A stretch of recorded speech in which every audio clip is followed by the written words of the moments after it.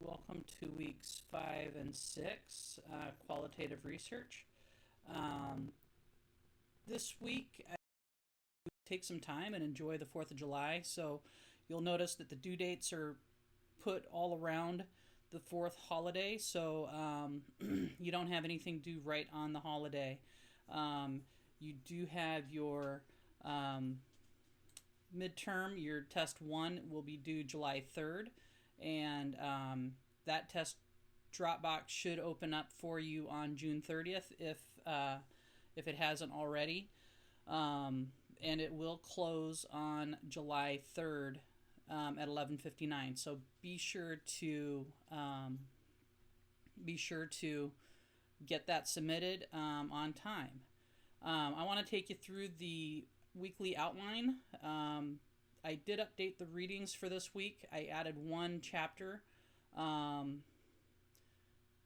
to the week 5 reading. And so I'm going to do this the old-fashioned way. My computer was giving me problems. So in addition to your chapter 10, you have this reading from Cresswell, Introduction and Philosophical Paradigm. This is on Blackboard, so you can just open that link up and you'll see it there. There's also a discussion board topic that is coming out of the PowerPoint presentation. So you'll want to make sure that you read through the PowerPoint and do the discussion activities as instructed. And then week 6, the reading, we've got the karate's reading and a couple of videos that you'll need to watch, and these will be primarily what you'll use to focus on the weeks 5 and 6 learning activity. Just to take you through the checklist for the week, on June 3rd again is your test, which is due, so make sure you get that submitted.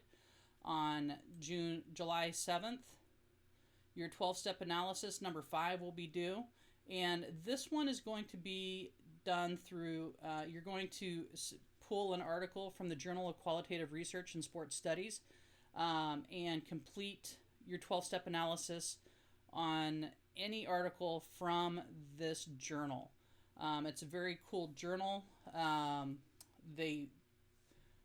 Most of the research that's done in that journal is done by graduate students and doctoral students and early professionals. And so it's pretty cool to see what young researchers are coming up with.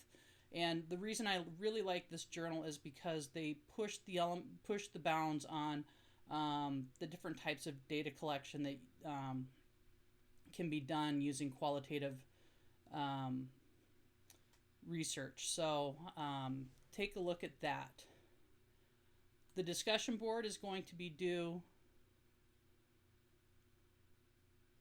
on July 14th, but there's going to be a part 1 post that's going to be due on July 3rd, and the part 2 post is going to be due on July 10th. So you'll have 2 posts that you'll need to do before your replies. And so you'll have a total of 7 posts this week in your discussion, for your discussion board. And then also on the 14th, the learning activity for the qualitative research will be due as well. So that is the outline. Now I'm going to take you here. If you take a look at the second link, this is going to take you to the Journal of Qualitative Research in Sports Studies. So you can choose literally any article that's posted on here for your 12 steps. So before you just choose an article, look through and skim a few of them so you can see, what the topics are about, what the data collection is used, and just check some check some of the different topics on here and choose something that really speaks to you for your 12-step this time around. All right. And the PowerPoint is the next link. And then here you'll see the readings that are posted, Cresswell's reading and Crotty's reading as well. And then our learning activity and a couple of YouTube videos that will help you with the learning activity.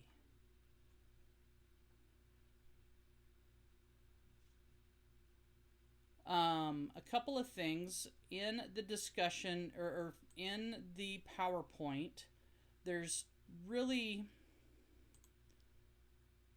two to three things I want, takeaways I want you to have with the PowerPoint that I want you to take away from the PowerPoint. First thing is, what we're going to do is we're going to get you right into Zotero, and you're going to go back to the articles that you pulled, your 5 articles. You might have 6 in there, and you're going to re-examine those. And the idea is you're going to use the information from the PowerPoint to let me go back here. You're going to use the information from the PowerPoint to answer a series of questions for your discussion post part 1. And so I'm going to just kind of click through this real quick. And as you get to the discussion board activities, what I want you to do is to maintain a Word document that has all of your activities for the discussion board from this PowerPoint on the document, so that when you're ready to post it in the discussion board, then you can copy and paste your answers into the discussion post. So I don't want you just attaching the document. When it comes time for grading, it's kind of a pain for me because I have to keep opening up these documents, and if I've got 12, 13, 14 of these to open, then that adds some time to the grading. So just copy and paste it right in there. And then part 2 of your discussion board will be discussed, will be tied to your weekly learning activity, and will be discussed later on in this video. The other takeaway that I want you to get,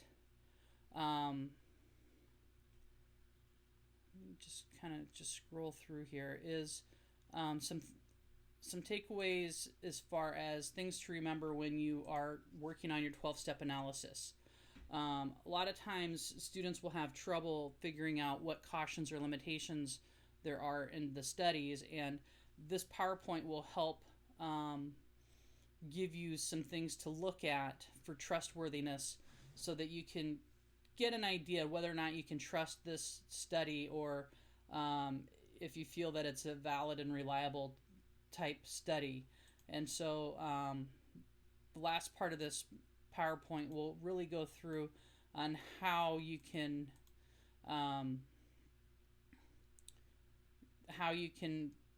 look for, or what am I trying to say?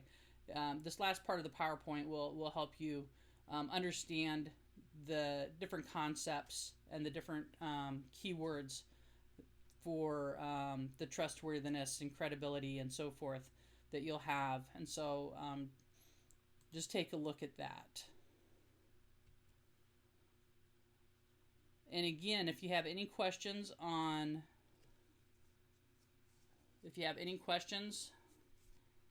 me see if I can flip this around. Okay. If you have any questions at all regarding the learning activity or the discussion posts, or just the different concepts with regards to qualitative research, be sure to post those in the Ask the Professor forum, and click and subscribe to that forum so that you can actually be notified when there's questions posted and when those responses, when the questions have been answered as well. So click and subscribe on that, and you should be good to go. So I want you to enjoy your holiday. Enjoy the 4th of July. I hope you have a lot of fun with family and friends, and and then I hope you get a nice little break and then get right back to it.